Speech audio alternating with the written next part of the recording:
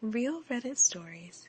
If you love wild things and crazy drama, hit that subscribe button and drop a like to help more people find the madness.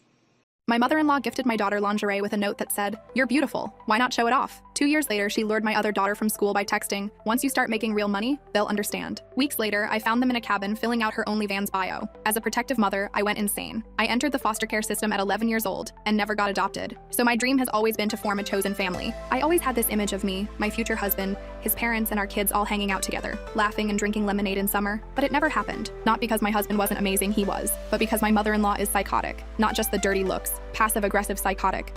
She was a spiteful geriatric mess. For starters, she was a mattress actress, and she was proud of it too. At first, I had absolutely nothing against her working in the sex industry. That's her forte, and I was happy that she was doing well and enjoying what she does. My only concern was surrounding her openness, especially with my daughters. For my oldest daughter's, Kate, 16th birthday, my mother-in-law gifted her with a designer pink and glittery undergarment set. It was wrapped in tissue paper with a card that read, "You're beautiful. Why not show it off?" And a few weeks later, during a family dinner, she randomly began to boast about her earnings from content creation. I thought it would end there, but then she turned to my 14-year-old daughter Lily and said, "If you ever want to make real money without a boss breathing down your neck, just let me know." I shot my husband a sharp glare. His eyes were already widened and told our girls to go upstairs. "Get out of my home," he whispered, but his voice was cold. It was relieving to see him not take any of her shut. That night, we had a very serious conversation with her over the phone. We said if she continued to promote her role as a digital performer, then we had no problem cutting her off for good. A long silence followed, one that made me think that the point had gotten across, so we just hung up. We never saw her again, until 2 years later, that is. It was Kate's 18th birthday, and she begged for her granny Janice to attend. My husband and I had a very long, in-depth discussion about it. We decided to allow her to come, mainly because it was at a sushi restaurant, so we figured not much could go wrong. Fast forward to the big day. We were halfway through dinner when Janice and Kate disappeared to the bathroom together, as if I'd let that happen. As soon as they were out of my view, I followed them. But instead of walking in, I put my ear to the door. As soon as I heard the words, "financial freedom,"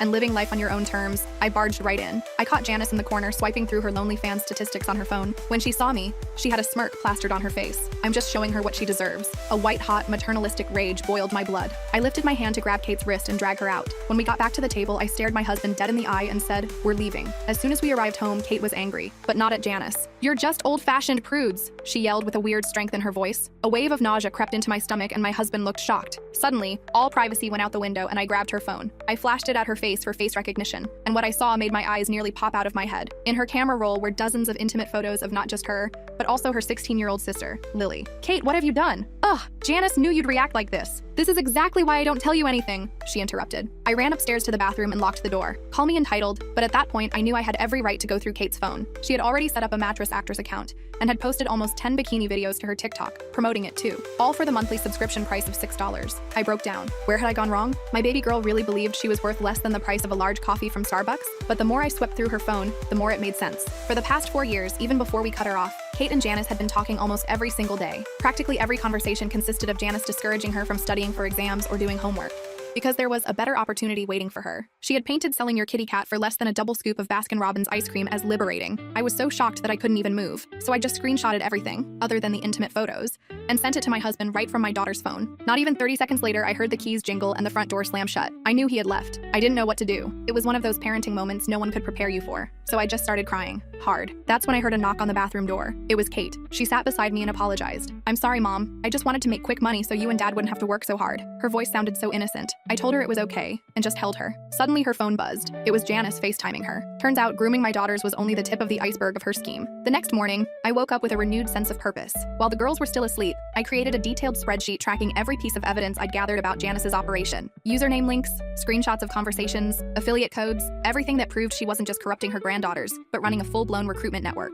The early morning sunlight streamed through the kitchen blinds, casting striped shadows across my laptop screen as I meticulously documented everything. My husband sat beside me at the kitchen table, nursing his third cup of coffee. The bitter aroma filled the kitchen, mixing with the scent of toast I'd made but neither of us had touched. Dark circles shadowed his eyes. He hadn't slept much either. His normally neat appearance was disheveled, yesterday's shirt wrinkled, his hair uncombed, stubble darkening his jaw. "We need to contact the platforms," he said, scrolling through my findings. "Get Kate's account shut down immediately." His voice was hoarse from lack of sleep, but determined. The gentle click of his mouse punctuated the tense silence as he reviewed the evidence I'd compiled. I nodded. did. And we need to figure out how many other girls Janice has recruited. There could be dozens. The thought made my stomach turn, imagining other young girls being manipulated the same way our daughters had been. The spreadsheet on my screen showed at least 15 different usernames that Janice had mentioned in conversations with Kate, each potentially representing another victim. The sound of footsteps on the stairs made us both look up. The creaking of the third step, always the loudest, announced someone's approach. Kate appeared in the doorway, her face pale and drawn. She looked younger somehow, more vulnerable than I'd seen her in years. Her normally perfectly styled hair was tangled, her eyes puffy from crying, her shoulders hunched as if carrying a physical weight. "I couldn't sleep," she mumbled, sliding into a chair across from us. The wooden chair legs scraped against the tile floor, the sound harsh in the quiet morning. "I keep thinking about everything." She wrapped her hands around an empty mug, seeking comfort in the familiar object. I reached across the table and took her hand. Her fingers were cold in mine, trembling slightly. "We're going to fix this, honey." I tried to inject confidence into my voice that I didn't entirely feel. "How?" Her voice cracked. "Those pictures are already out there." A fresh tear slid down her cheek, dropping onto the polished wood of our kitchen table. My husband set down his coffee mug with a decisive thud. Coffee sloshed over the rim, leaving a dark ring on the table that neither of us bothered to wipe away. "First, we shut down your account. Then we report Janice's accounts for promoting underage content." His voice had a steely quality I rarely heard, the voice he used when something threatened our family. Kate's eyes widened. "But what if people at school find out?" Her voice quavered with fear. The social implications suddenly seemed to hit her. The potential ridicule, the whispers in hallways, the permanent digital footprint that could follow her for years. It was a valid concern. The social fallout could be devastating. I remembered my own high school years, how vicious teenagers could be even without social media amplifying every mistake. "One step at a time," I assured her, though my stomach twisted with worry. "Right now, let's focus on damage control." I pushed my laptop toward her,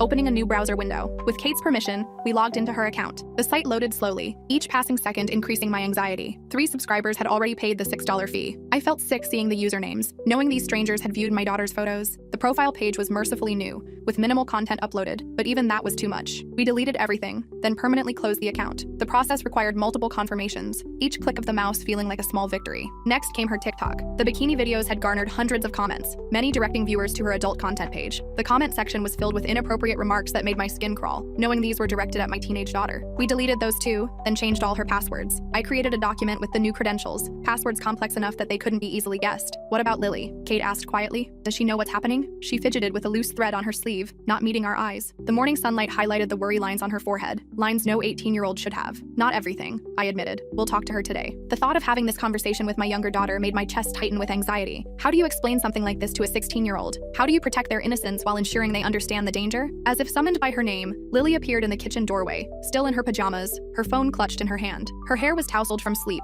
her favorite worn unicorn slippers on her feet, reminders of how young she still was. "Why can't I log into Instagram?" she demanded. "It says my password is wrong." Her voice held the typical teenage indignation of having her online access disrupted. I took a deep breath. "Sit down, Lily. We need to talk." I patted the chair beside me, preparing myself for one of the hardest conversations of my life. Explaining the situation to a 16-year-old was even harder than I'd anticipated. We kept the details vague, focusing on how Janice had manipulated both girls for her own financial gain. The kitchen grew warmer as the morning progressed, but Lily's face grew increasingly pale as understanding dawned. "So those pictures of me," Lily's voice trailed off, her cheeks flushing. She stared down at the table, tracing the wood grain with her fingertip. The realization of what had happened, what could have happened, seemed to hit her all at once. "Were never posted online," I assured her quickly. "They were only on Kate's phone, and we've deleted them." I reached out to squeeze her hand, feeling how cold her fingers had become despite the warmth of the kitchen. "Grandma Janice said I was pretty," Lily whispered. "She said I could be a model." Her voice held a mixture of confusion and betrayal. The sunlight streaming through the window caught the tears welling in her eyes, making them glisten. My heart broke. "Honey, you are beautiful." But what Janice was suggesting wasn't modeling. It was exploitation. I struggled to find words that would help her understand without traumatizing her further. The kitchen clock ticked loudly in the background, marking the painful seconds of silence that followed. The conversation was painful but necessary. By the end, both girls seemed to understand the gravity of the situation, though I knew it would take time for the full impact to sink in. Kate sat with her arm around Lily's shoulders,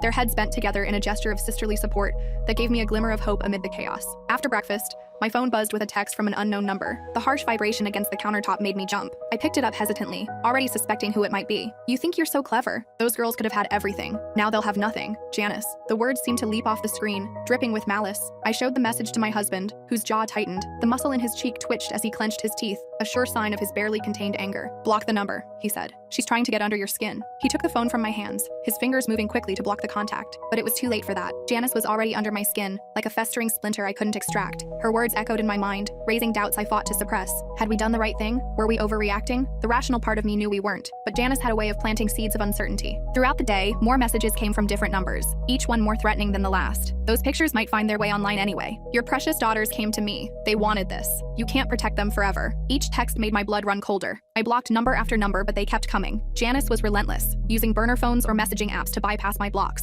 That evening, a package arrived at our door. The doorbell rang just as we were sitting down to dinner, the sound making all of us tense. No return address. The brown paper packaging gave no clue to its contents or sender. Inside was a pink lace lingerie set, similar to the one Janice had given Kate 2 years ago, but smaller, Lily's size. The delicate fabric felt like a threat in my hands, making my skin crawl. A note was tucked inside. She'll come back to me when she's ready for the real world. The handwriting was unmistakably Janice's, loopy and dramatic, with hearts dotting the I's. I threw the package in the trash, my hands shaking with rage. The thud of it hitting the bottom of the empty bin was satisfying, but not enough to calm the storm of emotions raging inside me. "We need to get a restraining order," my husband said when I showed him the package. He paced the kitchen, his footsteps heavy on the tile floor. "This is harassment. It's threatening." His voice was tight with controlled anger, his hands clenched at his sides. I nodded, but something held me back from involving authorities. The potential exposure, the humiliation for the girls if this became public record. There had to be another way. The thought of our family's private trauma becoming part of public court documents, potentially accessible to friends, neighbors, and future employers, made me hesitate. The next day, I dropped the girls off at school with strict instructions to come straight home afterward. No detours, no hanging out with friends. They protested, but eventually agreed. The school parking lot was busy with morning drop-offs, parents and students hurrying through the light drizzle that had started overnight. I watched until both girls were safely inside the building before pulling away, my windshield wipers beating a nervous rhythm that matched my heartbeat. While they were at school, I continued my investigation. Using the fake profile I'd created, I infiltrated deeper into Janice's network. The private forum was a goldmine of information. The screen glowed with disturbing conversations as I scrolled through page after page,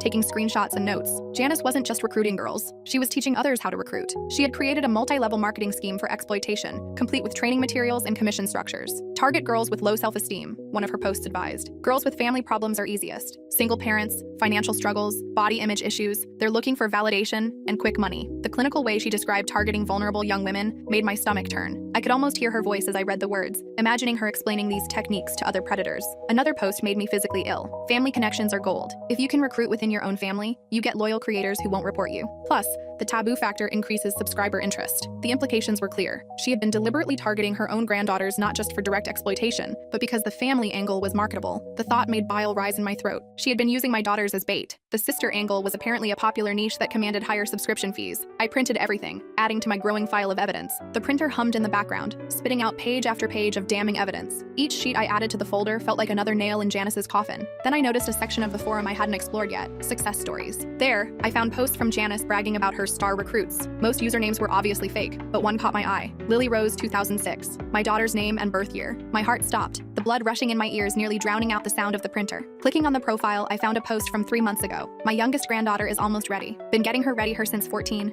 just waiting for her to turn 16 to launch her page. Already have interested subscribers lined up." The room seemed to tilt. The words blurred on the screen as tears filled my eyes, a mixture of horror and rage making it hard to breathe. Janice had been planning this for years, methodically preparing to exploit my youngest daughter the moment she was legally old enough. And based on the comments, she had subscribers waiting, not because Lily had any content posted yet, but because Janice had been teasing her upcoming talent to her existing network. The premeditation was chilling, revealing a level of calculation I hadn't fully grasped until that moment. I was still reeling from this discovery when my phone rang. The shrill sound cut through my shocked silence, making me jump. The school. The caller ID displayed the number I had programmed into my contacts for emergencies. My hand trembled as I answered. "Mrs. Walker? This is Principal Sanchez. I'm calling because Lily wasn't in her afternoon classes today." The principal's voice was professionally concerned, giving no indication that she understood the gravity of what this might mean. My heart stopped. What? She should be there. I dropped her off this morning. My voice sounded strange to my own ears, high and tight with panic. The room suddenly felt too warm, too small, as if the walls were closing in. According to her friends, she left during lunch period, said her grandmother was picking her up for a doctor's appointment. The casual way she delivered this information made it clear she had no idea of the danger Lily might be in. I nearly dropped the phone. "Call the police. Now my mother-in-law has taken my daughter without permission." The words came out in a rush, my breath coming in short gasps as adrenaline flooded my system. "She's not authorized to take her. This is an abduction." The next hours were a blur of panic. Police reports, phone calls, my husband racing home from work,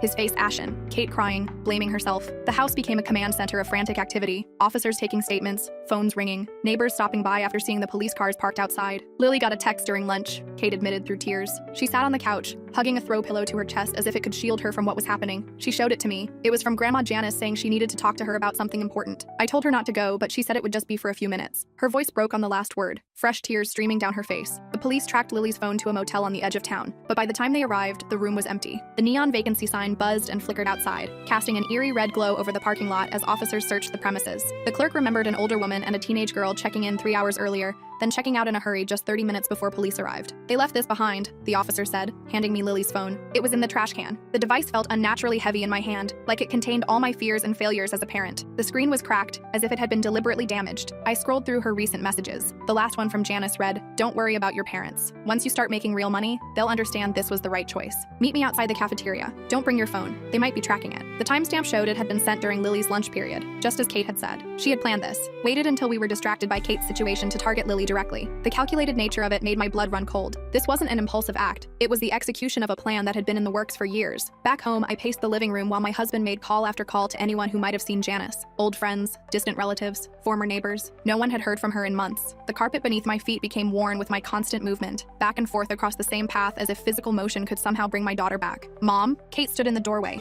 her face streaked with tears. The afternoon light from the window cast half her face in shadow, highlighting her resemblance to her missing sister. "I think I know where they might be." Her voice was small but determined, a flicker of hope in the darkness of uncertainty. She led me to her room and pulled out a shoebox from under her bed. The cardboard was worn at the corners, decorated with stickers and doodles, a typical teenage keepsake box. Inside were dozens of postcards and small gifts from Janice, sent secretly over the years, trinkets and mementos that now seemed sinister in their deliberate cultivation of a secret relationship. "She has this cabin," Kate explained, showing me a postcard of a small wooden structure beside a lake. The image showed a rustic building surrounded by pine trees, the kind of picturesque setting that normally evoked peace, but now filled me with dread. "She took me there once, 2 summers ago when you and Dad thought I was at basketball camp. She called it her freedom retreat, where she did most of her content creation. She couldn't meet my eyes as she admitted to the deception, her fingers nervously tracing the edge of the postcard. My hands trembled as I turned the postcard over. No address, just Janice's loopy handwriting. Our secret place, where you can be truly free." The words took on a sinister meaning now, the promise of freedom revealed as a trap. "Do you know where it is?" I asked urgently, gripping Kate's shoulders perhaps too tightly in my desperation. The fabric of her sweatshirt bunched under my fingers as I fought the urge to shake the information out of her faster. Kate nodded. "I think so. It's about 3 hours north near Lake Meredith.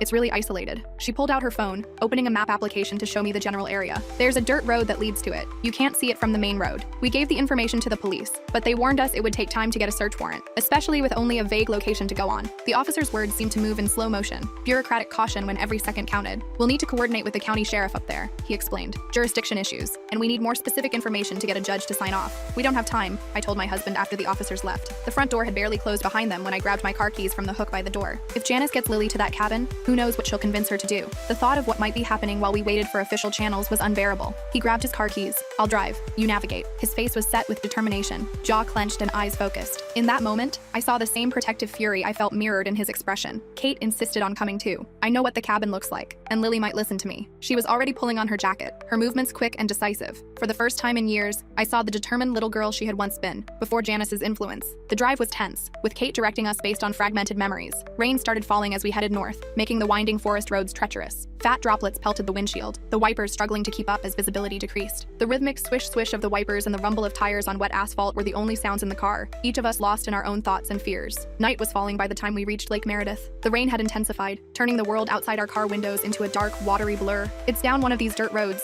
Kate said, peering through the rain-streaked windows. "I remember there was a big dead tree at the turnoff."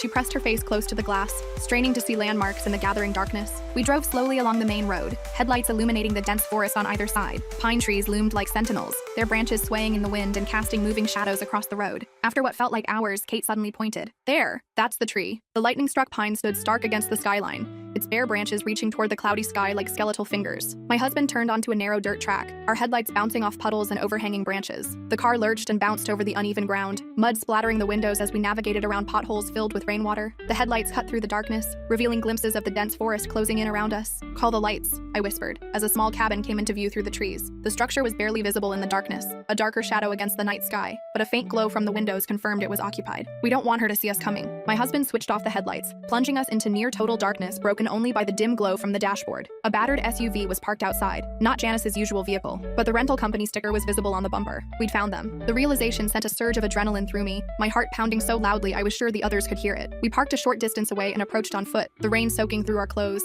The cold droplets ran down my neck and back, but I barely noticed, focused entirely on reaching my daughter. The ground was slippery with mud and wet leaves, making each step treacherous in the darkness. Through a window, I could see light inside the cabin. A warm yellow glow spilled out onto the wet ground, creating a rectangle of light in which raindrops glittered as they fell. As we crept closer, voices became audible over the sound of rain pattering on leaves and roof. "Just for a few months," Janice was saying. Her voice drifted through the partially open window, carried on the damp night air. "You'll make enough to move out on your own, away from your controlling parents. Don't you want freedom?" The familiar manipulation tactics made my blood boil, hearing them directed at my younger daughter. "I don't know." Lily's voice sounded small, uncertain. The hesitation in her tone gave me hope that she hadn't fully bought into Janice's scheme. Mom and Dad would be really upset. Through the window, I could see her sitting at a small table, her posture tense and uncomfortable. "They're upset because they don't understand. They're stuck in the past. This is the future, Lily. Financial independence, making your own choices." Janice's voice was smooth, persuasive, the voice that had likely convinced countless young girls to make choices that would haunt them for years. I'd heard enough. I nodded to my husband, and we burst through the door. The wooden door banged against the wall as we entered, the sound like a gunshot in the quiet cabin. Janice was sitting at a small table with Lily, a laptop open between them. The cabin smelled of musty wood and Janice's overpowering perfume, the air close and warm compared to the cold rain outside. On the screen was a half-completed profile form for an adult content site. Lily's name and a recent photo of her were already filled in, the cursor blinking in the bio field, as if waiting for the next step in this nightmare. Lily jumped up when we entered, her face a mixture of relief and guilt. "Mom, Dad!" She took a step toward us, then hesitated, caught between us and Janice. Janice didn't seem surprised to see us.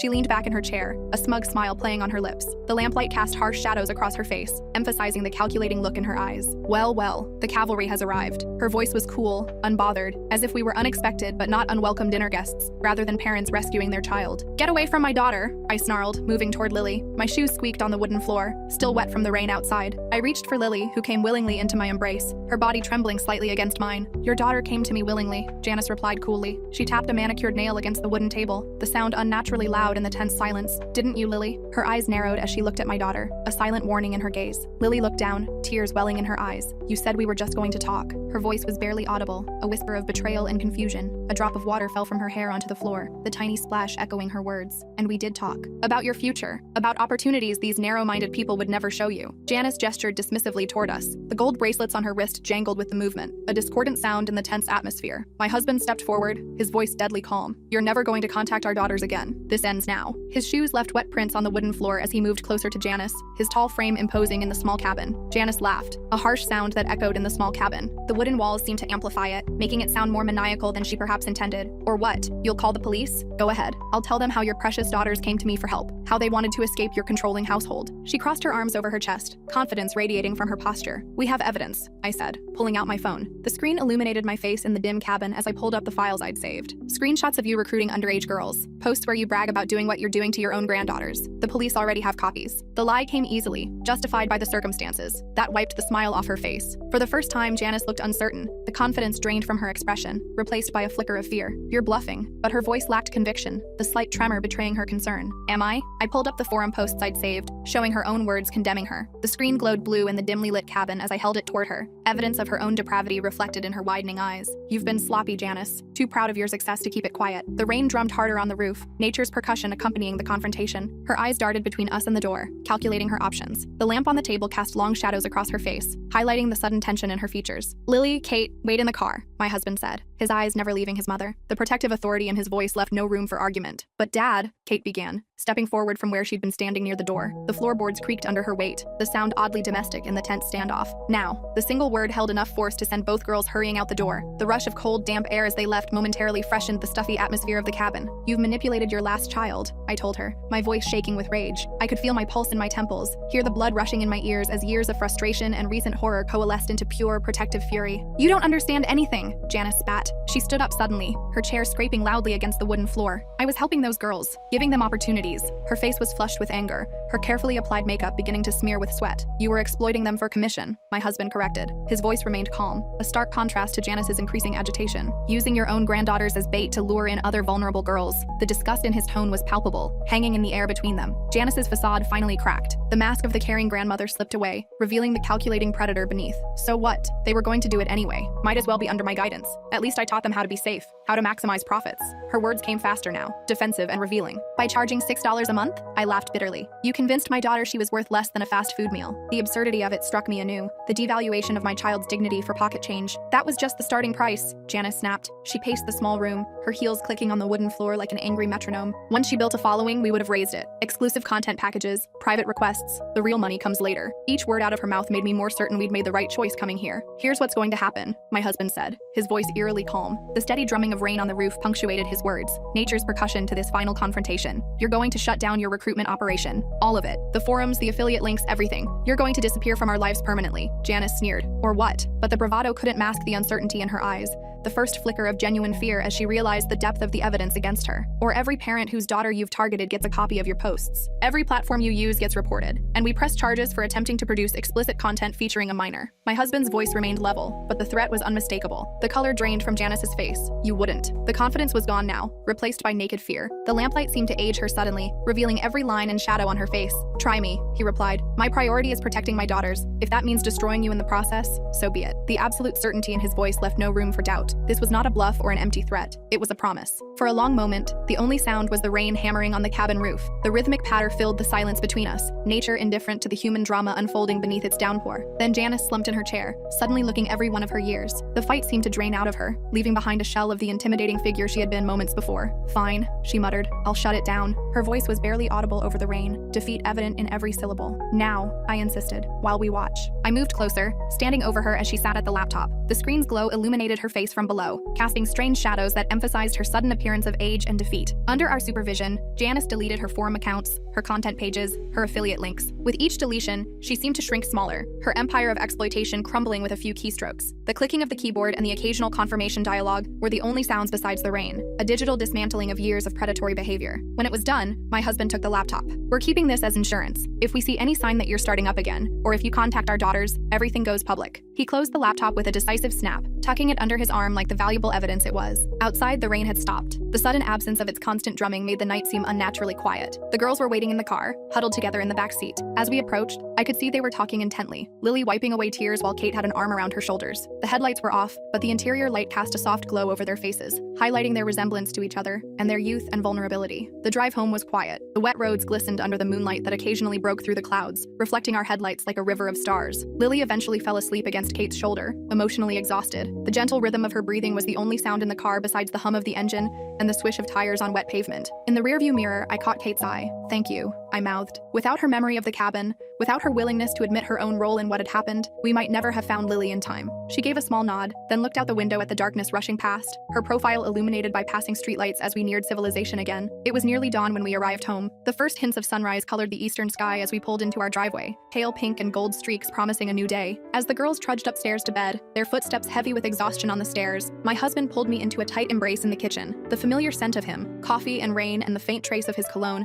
was comforting after the nightmare of the past 24 hours. We got lucky, he whispered against my hair. If Kate hadn't remembered the cabin. His voice broke, unable to complete the thought. The possibilities were too horrifying to voice, hanging unspoken between us. His arms tightened around me, as if the physical connection could ward off the what-ifs that threatened to overwhelm us. What do we do now? I asked, pulling back to look at him. The early morning light filtering through the kitchen window illuminated the exhaustion on his face, the worry lines that seemed to have deepened overnight. We heal, he said simply, all of us, together. He brushed a strand of hair from my face, his touch gentle despite the strength I knew he possessed, the strength that had faced down his own mother to protect our daughters. In the weeks that followed, we focused on rebuilding trust and open communication. The girls started therapy, both individually and as a family. We had difficult conversations about self-worth, exploitation, and the false promises of easy money. Around our kitchen table, in therapists' offices, during long walks in the park, we talked more openly than we ever had before, breaking down the walls that had allowed Janice to insert herself between us. Janice remained silent. Whether out of self-preservation or genuine remorse, I couldn't tell. But the threatening texts stopped. The packages stopped. It was as if she'd vanished from our lives completely, leaving only the damage we were working to repair. One evening, about a month after the cabin confrontation, Kate knocked on our bedroom door. The soft tapping was hesitant, almost timid. She was holding a small stack of papers, the edges slightly crumpled as if she'd been clutching them nervously for some time. I wrote something, she said hesitantly, for my therapy homework, about everything that happened with Grandma Janice. My therapist thought it might help to share it with you. She handed me the papers and quickly left, not waiting for our response. Her footsteps hurried down the hallway, retreating to the safety of her room. My husband and I read them together, tears streaming down our faces as Kate detailed years of subtle manipulation, how Janice had systematically undermined her self-esteem while simultaneously building herself up as the only adult who truly understood her, how the lingerie gift had been preceded by months of comments about Kate's appearance, creating insecurities Janice then exploited. The pages revealed a calculated campaign that had begun years earlier than we'd realized, with seemingly innocent comments and small gifts that gradually normalized inappropriate boundaries. "We missed so many signs," I whispered, horrified by how methodical her acts had been. The bedside lamp cast a warm glow over the pages, but couldn't soften the cold reality of what they contained. "We didn't know what to look for," my husband replied, his voice rough with emotion. "But now we do." He placed the papers carefully on the nightstand, treating them with the respect they deserved, Kate's first step toward healing and our education and prevention. The next day, I called Kate's therapist and asked for resources on recognizing grooming behaviors. I ordered books, joined online support groups for parents, and started compiling information. If Janice had targeted my daughters, she had targeted others, and there were more predators like her out there. The kitchen table became my research station, covered with books, printouts, and my laptop as I educated myself on the warning signs we'd missed. 2 months after the cabin incident, I started a blog anonymously sharing our experience and the warning signs we'd missed. I was careful to change identifying details, but the core story remained the same: a trusted family member using us for exploitation. The response was overwhelming. Comments poured in from parents who'd experienced similar situations, from survivors of exploitation, from educators and counselors. Many shared their own stories of manipulation by people they should have been able to trust. My chosen family was healing, not the picture-perfect vision I'd once dreamed of, with lemonade on summer evenings and harmonious family gatherings, but something stronger, forged in crisis and built on honesty. The foster child in me had always craved belonging, but I discovered that real family wasn't about perfect harmony. It was about facing challenges together and emerging stronger. One evening, as we sat around the dinner table laughing at one of Lily's school stories, I looked at my husband and daughters and felt a profound sense of peace. The warm glow of the dining room light illuminated their faces, highlighting the genuine smiles that had been absent for too long. We'd faced the unimaginable and come through it together. The road ahead wouldn't be easy. There would be setbacks, difficult days, moments when the trauma resurfaced, but we would face them as a family. My phone buzzed with a notification. Another comment on my latest blog post. "Thank you for sharing your story. You helped me recognize what was happening to my daughter before it was too late." I smiled and set the phone aside, returning my attention to my family. The family I'd always wanted. The family that had survived its greatest test.